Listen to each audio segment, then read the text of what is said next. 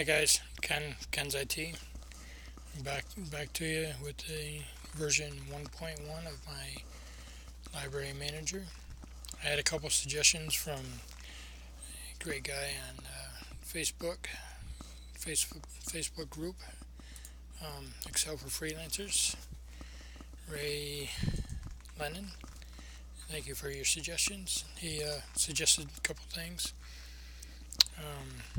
One was a slimline check-in and check-out process versus what I had before, and also a auto incremented number for student IDs. And I thanked him for the suggestions, and I went back to work, and this is what we got in the end. So I'll go over my program. So the main menu here, we have three buttons.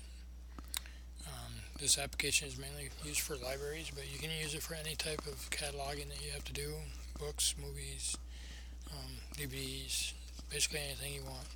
It does have a Dewey Decimal System attached to it, so you could figure that out.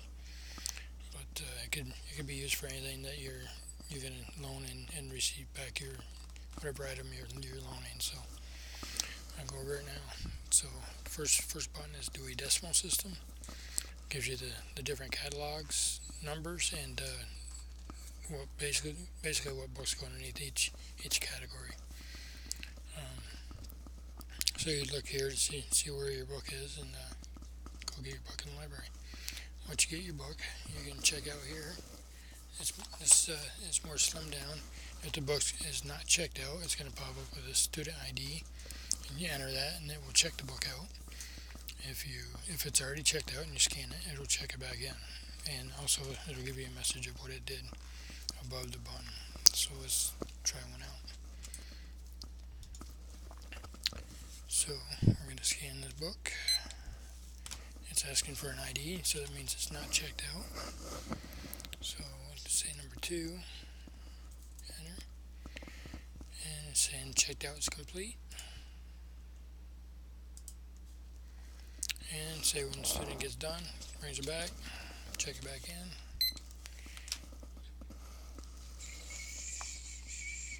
This barcode hasn't been used, so I'm going to try a different one. And it's checked in process is good. Okay. And that's it for checked in and checked out. No hassle. Pretty slim. Thanks for the suggestion, Ray. Appreciate it. And next one is librarian. So the librarian would log in here. I added a couple new things to the admin side here. First of all, is this warning that pops up. It says you have at least 100 more books that you can check in. Please look at printing or clearing the history. So the reason you're getting this message is obviously the history is getting full, and I set the history to 9,000 records. So either at the end of a school semester or school year, you could print and clear the history, or however often you have to do it. But it leaves leaves it open so you can use this book year after year. So I'm gonna click OK. I know that the history is there. So I'm gonna choose to clear the history now to get that message gone. So in order to do so, this book history option here changes to yes. It's going to give you the clear button here. So it can give you a message. You sure you want to clear the history? Yes or no? Click no, it won't do anything. Click yes, and it will clear the history. So now that history is cleared, I'm going to say no to this and get rid of that button. The next thing I added was student ID option.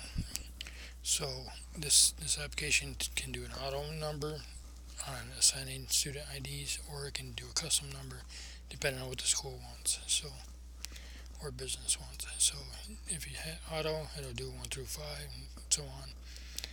Or a school defined, each student you'll type in exactly what you want them to have. So I'm going to leave it on auto for now.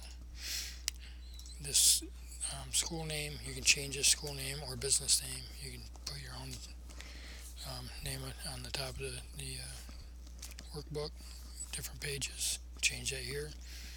How many books the student can take out at one time, and the library name and password. So let's get the tabs down below.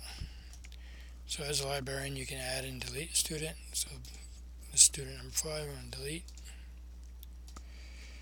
And I'm going to add a student. We'll re-add that student.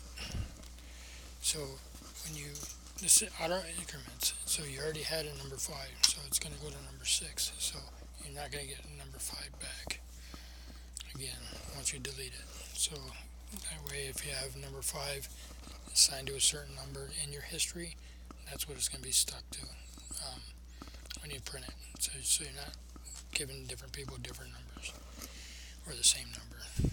So let's add a new person. Mike. We'll do Ray. Mike Ray. And save. So now we have these students here. You can delete, you can add, it's going to add number 7, cancel it, and still be number 7. So the number stays going the same. Say you just added Mike and you want to print out a library card for him. Click library card. Click Mike first and then library card. This is his card. Mike Ray, yep. So you go over here and hit print. And this is his card, print it and laminate it. Put it in a file box at the library desk. However you manage your library cards. And do a decimal, we already went over that. Book inventory, that's where you add books. So right now, this book right here, Hubert, I'm going to take this book out and we'll re-add it.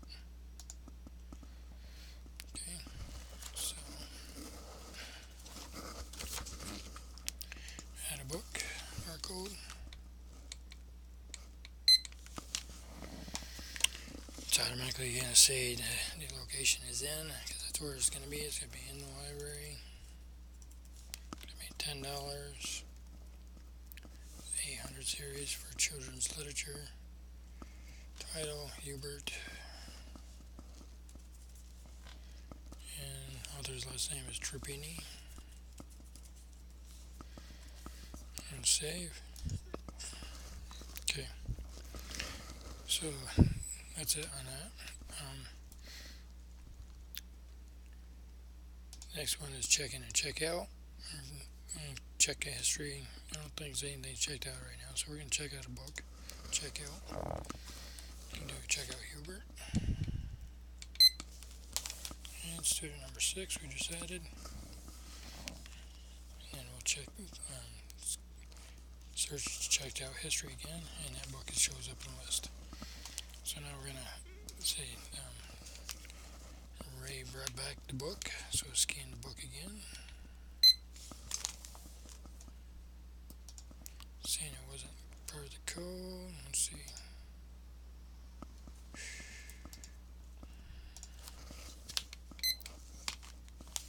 Now check back in, okay.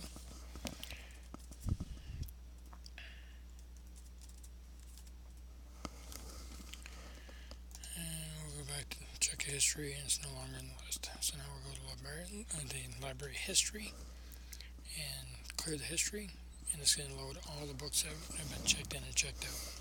So right now it's only one book, it's Ray. So in this history, you can search by date from getting the date it was checked out, the date it was returned, student ID, last name, barcode. You can search by Dewey Decimal, author's last name, and book title.